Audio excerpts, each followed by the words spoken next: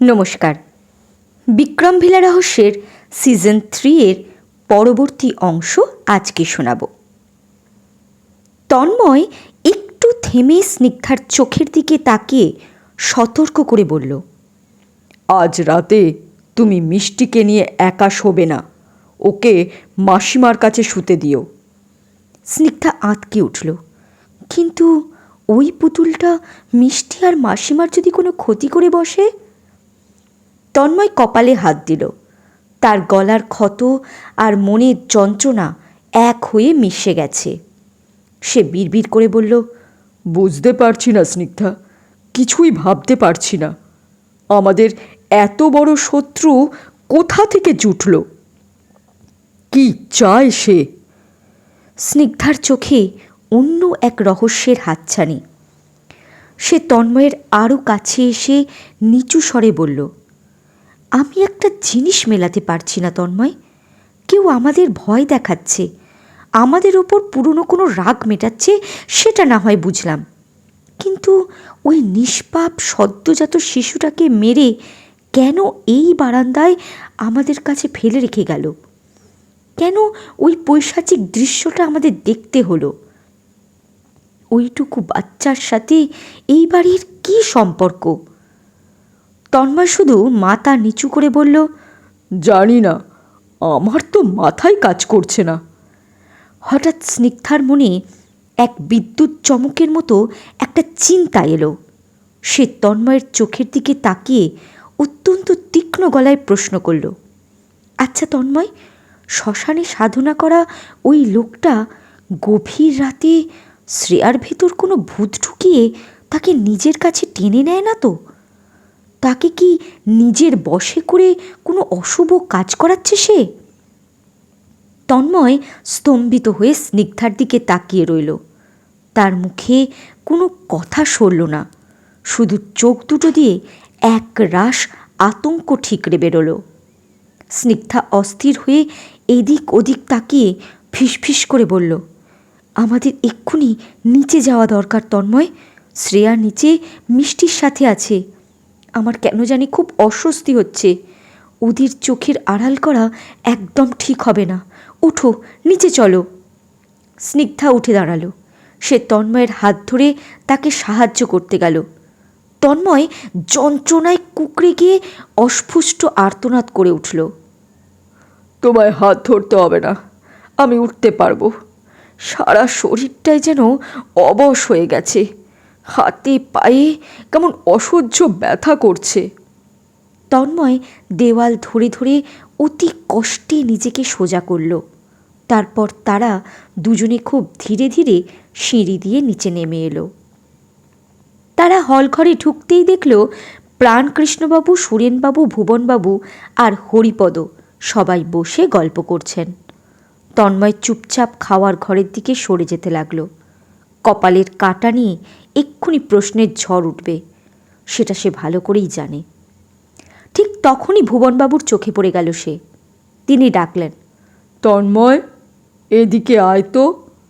তন্ময় অনিচ্ছা সত্ত্বেও এগিয়ে গেল। তন্ময়ের কপালের কাটা ক্ষত আর ফুলে ওঠা অংশ দেখে সবাই শিউরে উঠলেন।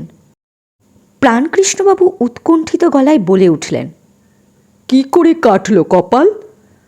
তন্ময় ক্লান্ত স্বরে বলল, মিষ্টি পড়ে যাচ্ছিল, ওকে ধরতে গিয়ে অন্ধকারে দেওয়ালে সজোরে মাথা ঠুকে গেছে।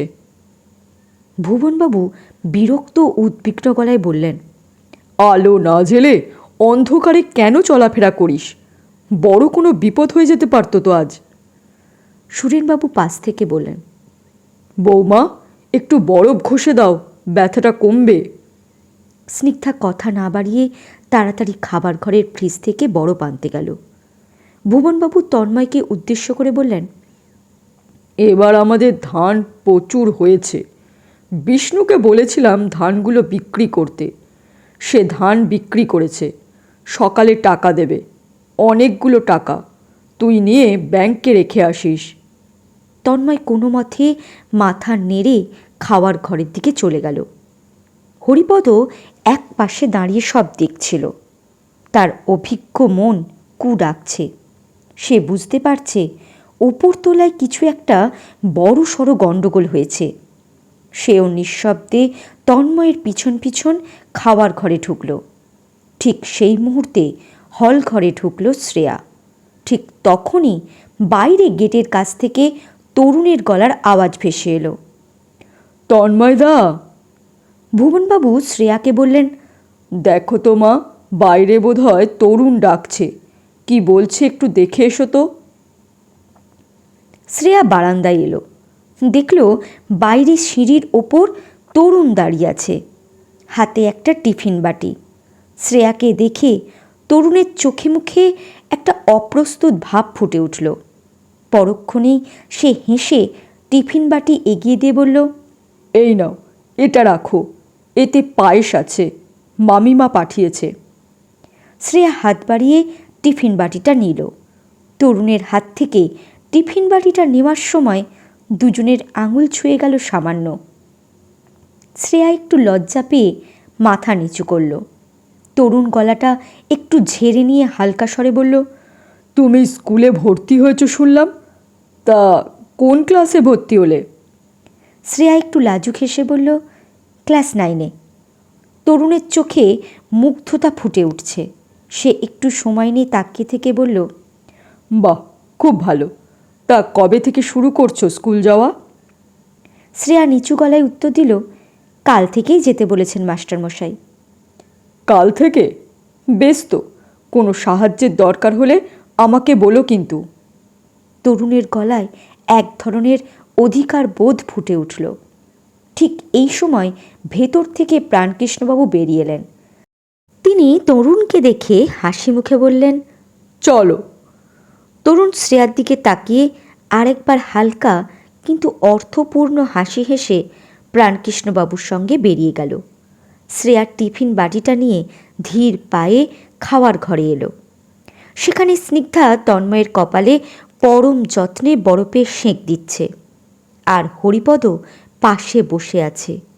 হরিপদ তন্ময়ের মুখে সব শুনে আতঙ্কে থ মেরে বসে আছে। শ্রেয়া টিফিন বাটিটা খাওয়ার টেবিলের ওপর রেখে নিস্পৃহ গলায় বলল, বৌদি, তরুণদা পায়েস দিয়ে গেছে, কাকিমা পাঠিয়েছেন। রাতের খাওয়া শেষ হলো, কিন্তু শোয়ার সময় এক নতুন বিপত্তি দেখা দিল। মিষ্টি ইশারায় বারবার বুঝিয়ে দিচ্ছে যে সে আজ স্নিগ্ধার কাছেই শোবে। সে স্নিগ্ধার আঁচলটা খামছে ধরে আছে, কিছুতেই ছাড়বে না। স্নিগ্ধা মিষ্টির মাথায় হাত বুলিয়ে শান্ত গলায় বলল, আজ আমার শরীরটা খুব একটা ভালো নেই মা, তুমি আজ একটু দিদার কাছে থাকো, কেমন? প্রতিমা দেবী বললেন, হ্যাঁ দিদি ভাই, আজ আমার কাছেই থাকো, আমরা অনেক গল্প করব। কিন্তু মিষ্টির যেন এখন অন্য রূপ। তার মনে তীব্র জেদ প্রকাশ পেল বুকে জমা হওয়া এক চাপা গোঙানিতে। সে মাথা নেড়ে বারবার স্নিগ্ধার বুকের দিকে আছড়ে পড়তে লাগলো। তার দুচোখ বেয়ে জলের ধারা নামছে, কিন্তু কণ্ঠরুদ্ধ। কথা না বলতে পারার সেই অসহায় আকুতি স্নিগ্ধার বুকটা চিরে দিচ্ছে। মিষ্টির হাতে ধরা সেই পুতুলটা। স্নিগ্ধার হঠাৎ মনে হলো, এই শয়তান পুতুলটাই কি তবে মিষ্টির অবুঝ মনে এই জেদ ঢুকিয়ে দিয়েছে? ও কি চায় মিষ্টি আজ আবার তার কাছেই শুতে যাক, যাতে মাঝ রাতে সুযোগ বুঝে মিষ্টিকে দিয়েই স্নিগ্ধার কোমরের মাদুলিটা খুলিয়ে নিতে পারে? এই চিন্তায় স্নিগ্ধার মেরুদণ্ড দিয়ে এক হিম শীতল স্রোত বয়ে গেল। অনেক কষ্টে নিজের চোখের জল চেপে একরকম জোর করে মিষ্টিকে প্রতিমা দেবীর ঘর রেখে স্নিগ্ধা বেরিয়ে এলো। তার সারা শরীর এক অজানা আশঙ্কায় কাঁপছে। তন্ময় সিঁড়ি ঘরে কুকুরটাকে খাবার দিয়ে বসে আছে তার পাশে। স্নিগ্ধা এসে তার পাশে দাঁড়ালো। তন্ময় একটা দীর্ঘশ্বাস ফেলল। শরীরটায় ব্যথা তার। সে স্নিগ্ধার দিকে তাকিয়ে বলল, কাল সকালে মনে হয় আর নড়তে পারবো না, তাই ডিনার সেরেই একটা ব্যথার ওষুধ খেয়ে নিয়েছি। স্নিগ্ধা বিরক্ত হয়ে ধমক দিয়ে বলল, ডাক্তারকে না দেখিয়ে আন্দাজে ব্যথার ওষুধ খাওয়াটা একদম ঠিক হয়নি তোমার। এদিকে হরিপদ হল ঘরে এক কোণে সোফার ওপর পাথরের মতো বসে আছে। তার চোখে মুখে দুশ্চিন্তার গাঢ় ছায়া। হঠাৎ তার নজর পড়ল দেওয়ালে ঝোলানো একটা বড় ছবির ওপর। পারিবারিক ছবি। পরিবারের ছোট বড় সবাই মিলে হাসি মুখে তাকিয়ে আছে। ছবিটা দেখে হরিপদর বুকটা হু হু করে উঠল। চোখ দুটো জলে ভরে এলো। মনে পড়ে গেল সেই ফেলে আসা দিনগুলোর কথা। কত হাসি, আনন্দ আর শান্তি ছিল এই বাড়িতে। আর আজ এক পৈশাচিক অভিশাপ সব কিছু তছনছ করে দিচ্ছে। হরিপদ ছবির স্মৃতিতে ডুবে আছে। হঠাৎ সে দেখল ছবির ফ্রেমে বাঁধানো কাঁচের ভেতর থেকে হঠাৎ কুচকুচে কালো ধোঁয়া বেরোতে শুরু করেছে। ধোঁয়াটা যেন জ্যান্ত সাপের মতো ছবির প্রতিটা মানুষের মুখে জড়িয়ে ধরছে। হরিপদ স্তম্ভিত হয়ে তাকিয়ে রইল। পরের মুহূর্তেই সেই ধোঁয়ার মাঝখানে দপ করে আগুন জ্বলে উঠল। আগুনের লেলিহান শিখার ভেতর হরিপদ এক বীভৎস দৃশ্য দেখল। ছবির ভেতরকার মানুষগুলো যন্ত্রণায় ছটফট করছে। তাদের হাসি মুখগুলো চোখের সামনে বিকৃত হয়ে ভেঙে পড়তে লাগলো। মাংস গলে গিয়ে যেন উন্মুক্ত হয়ে উঠল আর্তনাদ করা কঙ্কালের ভয়ঙ্কর অবয়ব। নিঃশব্দ চিৎকারে ছবিটার ভেতরটা যেন কেঁপে উঠছে। আতঙ্কে হরিপদর বুকের রক্ত মুহূর্তে হিম হয়ে গেল। কিন্তু পরের মুহূর্তেই তার মধ্যে হঠাৎ এক মরিয়া তাগিদ জেগে উঠল। সে পাশের টেবিল থেকে তড়িঘড়ি একটা জলের বোতল তুলে হাতে তুলে নিল। কাঁপতে থাকা হাত, দিশেহারা চোখ, তবু সে ছবিটার দিকে এগিয়ে গেল আগুন নেভানোর জন্য। হরিপদ ছবিটার একবারে সামনে এসে দাঁড়ালো।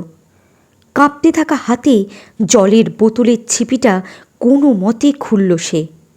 ছবির দিকে জল ছেটাতে যাচ্ছে, ঠিক সেই মুহূর্তে আগুনের লেলিহান শিখার মাঝখানে দপ করে ফুটে উঠল সেই অভিশপ্ত পুতুলটার বিকৃত মুখ।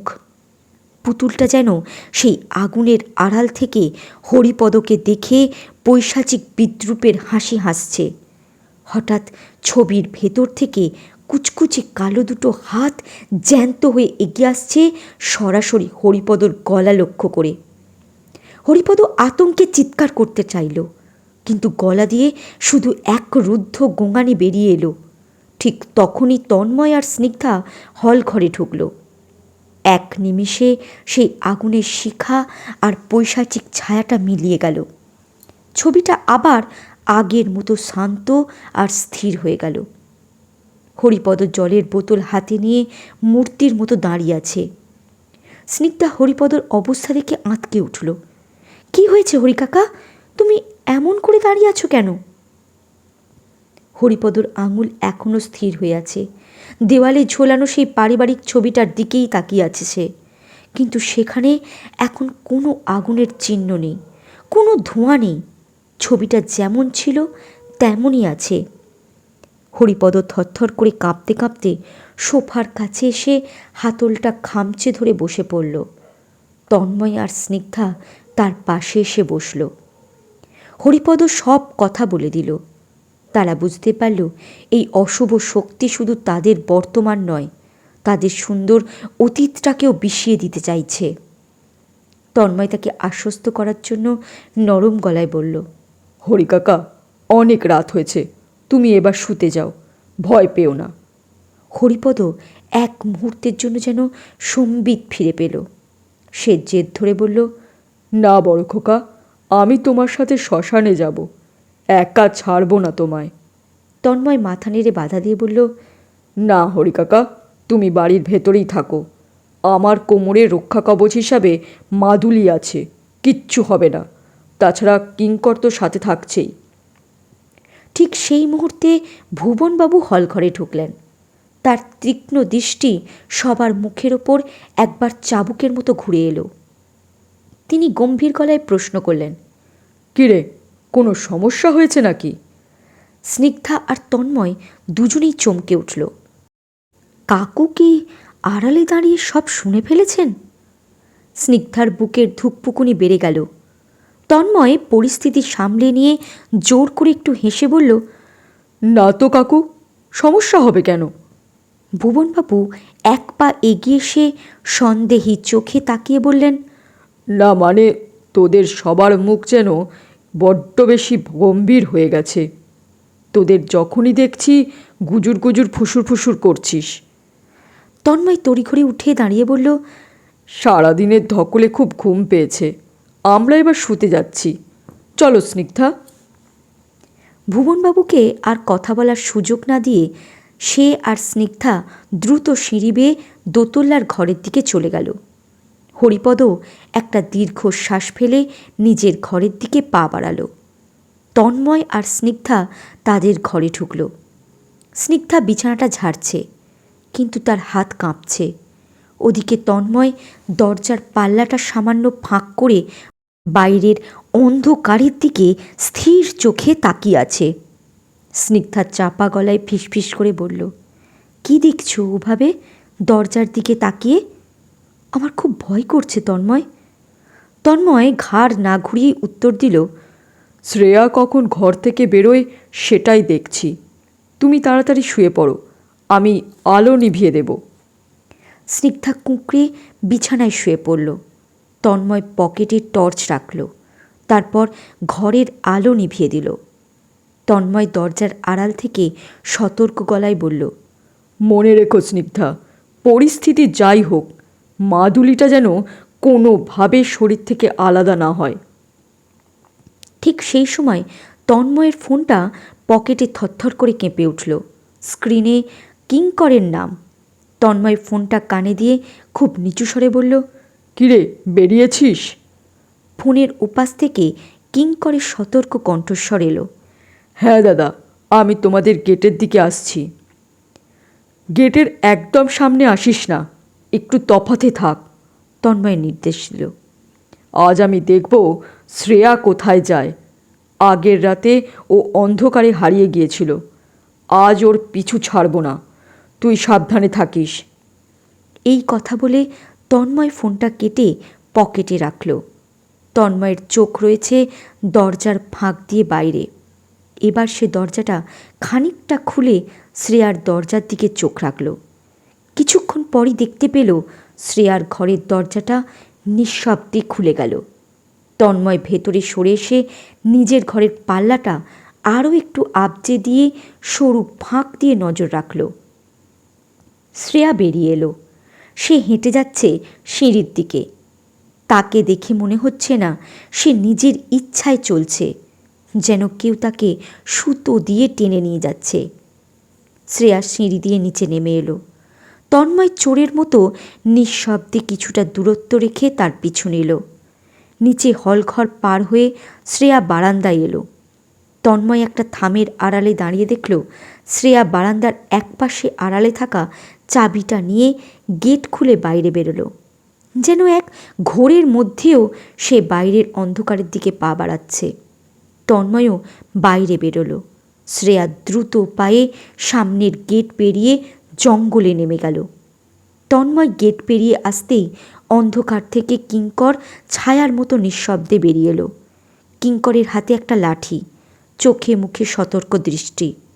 দুজনে মিলে শ্রেয়াকে অনুসরণ করতে লাগলো। সামনে শ্রেয়া উন্মাদিনীর মতো সোজা এগিয়ে যাচ্ছে জঙ্গলের সেই ঘন ঝোপঝাড়ের গোলক ধাঁধায়। তন্ময় কিঙ্করের কানে মুখ ঠেকিয়ে ফিসফিস করে বলল, চোখ কিন্তু সরাবি না একদম। কাল রাতে চোখের পলকে এই অন্ধকারেই ও হারিয়ে গিয়েছিল, আজ যেন সেটা না হয়। জঙ্গলের ভেতরটা যেন কোনো এক আদিম নিস্তব্ধতায় ডুবে আছে। শুধু মাঝে মাঝে বনের শুকনো পাতার ওপর শ্রেয়ার দ্রুত পায়ের খসখস শব্দ হচ্ছে। সেই শব্দকে চিরে দিয়ে দূরে কোথাও একটা শেয়াল অশুভ সুরে ডেকে উঠল। বনের হিমেল হাওয়ায় এক বিজাতীয় গন্ধ। কিঙ্কর আর তন্ময় দুজনেই ভয়ের এক তীব্র শিহরণ অনুভব করতে লাগল। কিছু দূর যাওয়ার পর হঠাৎ এক জায়গায় বড় বড় গাছ আর ঝোপঝাড়ের ভিড়ে শ্রেয়া যেন মিলিয়ে গেল। তন্ময় আর কিঙ্কর প্রায় দৌড়ে সেই জায়গায় পৌঁছল। কিন্তু তাদের সামনে এখন শুধু দেওয়ালের মতো দাঁড়িয়ে থাকা নিরেট অন্ধকার।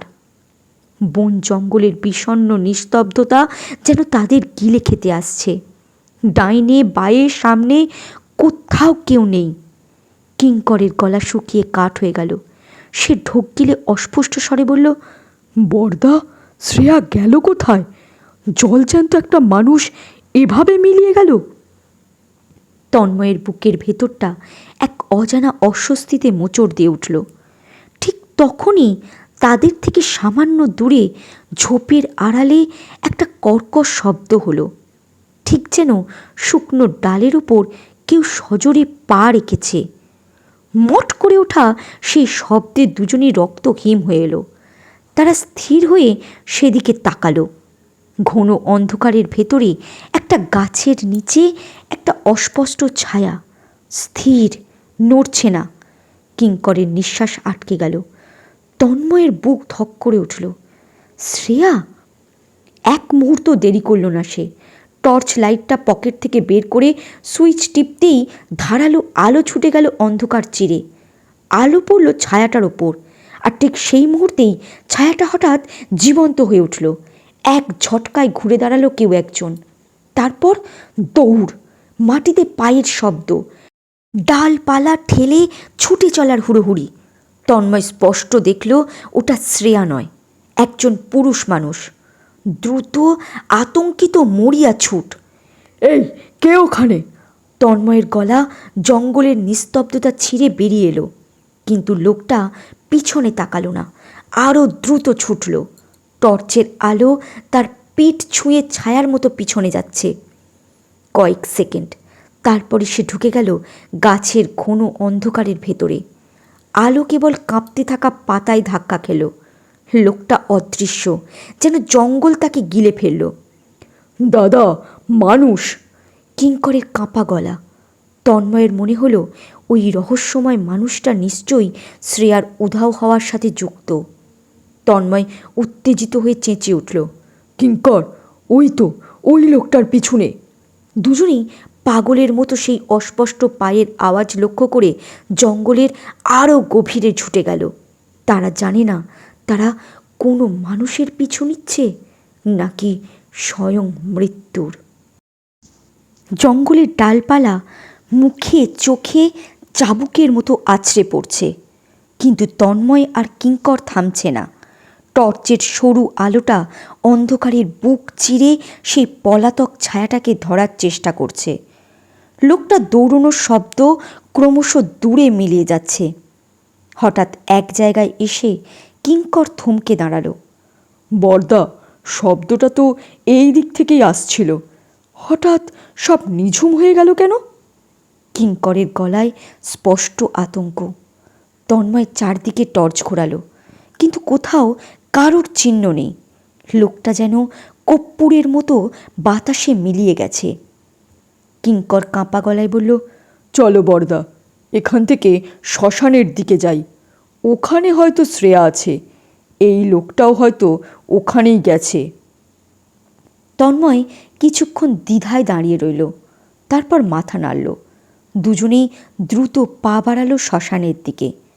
কিছু দূর যেতেই শ্মশানের আগুনের আভা আর ধূপের কটু গন্ধ তার নাকে এলো। তারা একটু আড়াল থেকে দেখল শ্মশানের মাঝখানে এক ভয়ঙ্কর দর্শন লোক চোখ বুজে ধ্যান করছে। তার সামনে দুটো মাটির পাত্র, কিন্তু আশেপাশে শ্রেয়াকে দেখতে পেল না। তন্ময় ফিসফিস করে বলল, লোকটাকে কি চিনিস কিঙ্কর? না বরদা, কে জানে কোথা থেকে উদয় হয়েছে, দেখে তো কাপালিক তান্ত্রিক মনে হচ্ছে। তন্ময় চিন্তিত হয়ে বলল, যাদের আমরা জেলে ঢুকিয়েছি তাদেরকেও হয়তো একে পাঠিয়েছে আমাদের ওপর প্রতিশোধ নিতে। কিঙ্কর সায় দিয়ে বলল, তাই হবে। একটা কথা বলি বরদা, জঙ্গলে যাকে দেখলাম আর এই লোকটা যদি দুজন একে অপরের সাথে যুক্ত হয়। তন্ময় তাকালো তার দিকে। কিঙ্কর নিচু স্বরে বলল, আমার মনে হয় জঙ্গলের লোকটা পালিয়ে এসে এই তান্ত্রিককে সব বলেছে, তারপর আমাদের ভয়ে শ্রেয়াকে নিয়ে কোথাও সরিয়ে দিয়েছে। তন্ময় কিছুক্ষণ চুপ রইল, তারপর ধীরে বলল, হতে পারে। তার চোখে সতর্ক ঝিলিক ফুটে উঠল। চল তান্ত্রিককে গিয়ে ধরি। কিঙ্কর লাঠিটা শক্ত করে চেপে ধরল, কিন্তু তারা পা বাড়ানোর আগেই দেখল অন্ধকারের ভেতর থেকে ছায়ার মতো দুজন লোক এগিয়ে যাচ্ছে তান্ত্রিকের দিকে। তন্ময়রা ঝোপের আড়ালে নিজেদের গুটিয়ে নিল। লোক দুটো কাছে আসতেই দেখা গেল তারা পুলিশের পোশাকে। পুলিশ তান্ত্রিকের ঘাড় ধরে হ্যাঁচকা টানে তুলল। তান্ত্রিকের সামনে মাটির পাত্রটা উঁচু করে একজন পুলিশ অফিসার চিৎকার করে উঠলেন, রক্ত! এই রক্ত কোথায় পেলি? রক্ত কথাটা শুনে তন্ময় আর কিঙ্করের বুকের ভেতরটা হিম হয়ে এলো। কার রক্ত ওটা? পুলিশ অফিসারের তান্ত্রিককে মারতে মারতে গর্জে বলে উঠলেন, বল পাপিষ্ঠ, গতকাল রাতে ওই সদ্যজাত বাচ্চাটাকে তুই মেরেছিস? তুই কি তাকে বলি দিয়েছিস? এই রক্ত টাটকা, আজ আবার কাকে মারলি? তান্ত্রিক কাকুতি মিনতি করে বলল, না স্যার, আমি কিচ্ছু জানি না। এই রক্ত কোথা থেকে এলো আমি জানি না, আমি তো শুধু সাধনা করছিলাম। পুলিশ অফিসার লোকটি জাপটে ধরে বলেন, মানুষ খুন করে সাধনা? তোর সব সাধনা বের করছি থানায় গিয়ে। বল তোর সাথে আর কে কে আছে? কথাটা শুনে তন্ময় আর কিঙ্করের মাথা ঘুরে গেল। পরিস্থিতি এখন হাতের বাইরে। পুলিশ যদি তাদের এখন দেখতে পায় এখানে, তবে ওই তান্ত্রিকের সাগরেদ ভেবে তাদেরও জেলে পুরবে। আর এই খুনের মামলার চক্করে পড়লে শ্রেয়াকে উদ্ধার করা বা বাড়ির রহস্য সমাধান করা অসম্ভব হয়ে যাবে। তন্ময় কিঙ্করের হাত চেপে ধরল, বলল, চল পালাই এখান থেকে, পুলিশ দেখতে পেলে সর্বনাশ হয়ে যাবে। তারা আর এক মুহূর্ত দেরি না করে অন্ধকারের বুক চিরে পিছন ফিরে চলা শুরু করলো। কিছু দূর গিয়ে একটা গাছের নিচে দাঁড়িয়ে দুজনেই হাঁপাচ্ছে। রাতের জঙ্গলটা এখন যেন আরও বেশি রহস্যময় আর ভয়ঙ্কর মনে হচ্ছে। তন্ময় কপালে জমে থাকা ঘাম মুছে হতাশ গলায় বলল, সবই তো ওলটপালট হয়ে গেল রে। শ্রেয়া কোথায় গেল কে জানে? মেয়েটার কোনো বড় বিপদ হয়ে গেল না তো? কিঙ্কর গভীর শ্বাস নিয়ে বলল, তান্ত্রিককে তো পুলিশ ধরে নিয়ে যাচ্ছে, এবার দেখা যাবে ওর পেট থেকে কি বেরোয়। শ্রেয়ার সাথে বা তোমাদের সাথে এসব ভয়ানক কাণ্ডের পিছনে ও আছে কিনা, কে ওকে এ কাজ করতে বলেছে, সবই জানা যাবে। কিছুক্ষণ চুপ থেকে কিঙ্কর আবার নিচু গলায় বলল, একটা কথা মাথায় ঘুরছে বর্দা। তন্ময় তাকালো তার দিকে। কিঙ্কর গলা নামিয়ে বলল, ওই সদ্যজাত বাচ্চাটাকে সত্যি বলি দেয়নি তো তান্ত্রিক? তারপর হয়তো দেহ বা মাথা নিয়ে তোমাদের ভয় দেখানোর চেষ্টা করছে। তন্ময়ের বুকের ভেতরটা হঠাৎ মোচড় দিয়ে উঠল। কিঙ্কর বলতেই থাকলো, সেই সন্দেহেই পুলিশ ওকে ধরেছে। ঘটনাগুলো সব যেন কোথাও না কোথাও গিয়ে মিলছে। তন্ময় দু হাতে নিজের মাথা চেপে ধরল। তার দুশ্চিন্তা এখন পাহাড় প্রমাণ।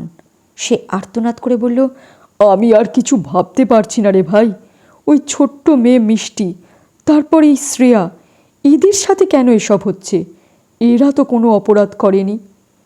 কিঙ্কর তন্ময়ের কাঁধে হাত রেখে শান্ত করার চেষ্টা করল। ধীর গলায় বলল, বর্দা, এই অশুভ শক্তি খুব চতুর। ও জানে যে তোমরা ওই দুজনকে খুব বেশি ভালোবাসো। তোমাদের দুর্বল জায়গাটা ওরা চিনে ফেলেছে। তাই মিষ্টি আর শ্রেয়াকে দাবার ঘুঁটি বানিয়ে ওরা তোমাদের মানসিক আর শারীরিকভাবে শেষ করে দেওয়ার চেষ্টা করছে। কিঙ্কর তন্ময়ের কাঁধে হাত রেখে সান্ত্বনা দিচ্ছে। ঠিক তখনই টপ করে শীতল কিছু একটা তার মাথার তালুতে পড়ল। কিঙ্কর থমকে গিয়ে তার মাথায় হাত দিল। আঙুলের চটচটে তরল কিছু একটা ঠেকল তার। জল এলো কোথা থেকে? বিড়বিড় করে বলতে বলতে কিঙ্কর মাথার তালু থেকে সেই পিচ্ছিল বস্তুটা হাতে নিল। তন্ময় কৌতূহলী হয়ে টর্চের আলোটা কিঙ্করের হাতের তালুর ওপর ফেলল। আলো পড়তেই দুজনের হৃৎপিণ্ড যেন এক মুহূর্তের জন্য থমকে গেল। কিঙ্করের হাতের উপর থকথকে তাজা রক্ত, আর তার মাঝখানে পড়ে আছে একটা ছোট্ট মাংসপিণ্ড। একটা উপড়ে নেওয়া জ্যান্ত চোখ, চোখের অদ্ভুতভাবে তিত্তির করে কাঁপছে। কিঙ্কর ঘৃণায় আর আতঙ্কে ছিটকে সরে গেল এবং হাত ঝাড়া দিয়ে সেটা মাটিতে ফেলে দিল। ঠিক সেই মুহূর্তে জঙ্গলের নিস্তব্ধতা চিরে দিয়ে একটা হুতুম পেঁচার করুণ আর্তনাদ আর ডানা ঝাপটানোর বীভৎস শব্দ ভেসে এলো। তন্ময় দ্রুত টর্চের জোরালো আলোটা ওপরের মগ ডালে ফেলল। সেখানে একটা সরু ভাঙা ডালে একটা বিশাল হুতুম পেঁচা উল্টো হয়ে ঝুলছে। পাখিটার একটা ডানা ডালের চেলা কাঠের মতো ধারালো অংশ বিঁধে গিয়ে আটকে গেছে। ডানা ঝাপটে নিজেকে মুক্ত করার প্রাণ চেষ্টা করছে সে, আর তার শূন্য অক্ষি কোটর দিয়ে রক্ত বেরোচ্ছে। দৃশ্যটা দেখে তন্ময় আর কিঙ্করের মাথা ঘুরে উঠল। পাখিটার ওই টাটকা খুবলে নেওয়া চোখটাই কিঙ্করের মাথায় পড়েছিল। হঠাৎ এক হ্যাঁচকা টানে ডানাটা ছিঁড়ে গেল, আর রক্তাক্ত পেঁচাটা ছটফট করতে করতে সরাসরি তাদের পায়ের কাছে আছড়ে পড়ল। কয়েক সেকেন্ড নিথর ডানা ঝাপটে পাখিটা স্থির হয়ে গেল। তার খোলা বাঁকা ঠোঁট দিয়ে এখনো কালচে রক্ত গড়িয়ে পড়ছে। তন্ময় রুদ্ধস্বরে বিড়বিড় করে বলল, মনে হচ্ছে কেউ ঠিক এক্ষুনি পাখিটার চোখটা উপড়ে নিয়েছে। এটা কোনোভাবেই স্বাভাবিক নয় কিঙ্কর। কোনো অশরীরী পৈশাচিক শক্তি আমাদের ওপর নজর রাখছে। সে আমাদের প্রতিটা পদক্ষেপ জানে। কিঙ্করের সারা শরীর ঘিন ঘিন করে উঠল। নিজের মাথায় আর হাতের চটচটে রক্ত দেখে তার বমি পাওয়ার মতো অবস্থা। সে পাগলের মতো চারদিকে তাকাতে তাকাতে বলল, বড়দা, এই রক্ত নিয়ে আমি এক মুহূর্ত থাকতে পারবো না। ওই দেখো, ওপাশে একটা ডোবা, আমি ওখানেই এটা ধুয়ে ফেলবো। তন্ময় কিছু বলার আগেই কিঙ্কর হিতাহিত জ্ঞানশূন্য হয়ে দৌড়ে সেই পানা ভর্তি অন্ধকার ডোবাটার কাছে চলে গেল। জলার ধারের পচা পানা আর পচা পাঁকের কটু গন্ধ নাকে আসছে। ঝিঝি পোকার একঘেয়ে ডাক যেন পরিবেশটাকে আরও ভারী করে তুলছে। তন্ময় পাড়ে দাঁড়িয়ে টর্চের আলোটা জলের ওপর ফেলল। ডোবার স্থির কালো জল দেখে মনে হচ্ছে কোনো অতল গহ্বর। তন্ময় সতর্ক গলায় চেঁচিয়ে উঠল, কিঙ্কর, সাবধানে, জলের একদম ধারে নামিস না। কিঙ্কর কোনো কথা শোনার অবস্থাতেই নেই। সে ডোবার কিনারায় ঝুঁকে পড়ে পচা দুর্গন্ধযুক্ত জলে হাত ভেজাতে শুরু করল। কিন্তু ঠিক সেই মুহূর্তে তন্ময় দেখল টর্চের সাদা আলোয় সেই কালো জলের নিচ থেকে সাদাটে কুৎসিত একটা হাত ধীরে ধীরে কিঙ্করের নুয়ে পড়া শরীরের দিকে উঠে আসছে। হাতটার আঙুলগুলো অস্বাভাবিক লম্বা, যেন হাড়ের ওপর কোনো মতে চামড়া লেগে আছে। তন্ময় ভয়ে আর্তচিৎকার করতে যাবে, ঠিক তখনই তার নাকে তীব্র ধূপের গন্ধ এলো। এই পচা ডোবা আর জঙ্গলের গন্ধকে ছাপিয়ে এক অস্বাভাবিক জোরালো সুগন্ধ। গন্ধটা ঠিক তার পিছন দিক থেকে আসছে। আজকে শুনলেন বিক্রম ভিলা রহস্যের সিজন 3-এর 25 থেকে 27 পর্ব। পরবর্তী পর্ব খুব শীঘ্রই চলে আসবে। ধন্যবাদ।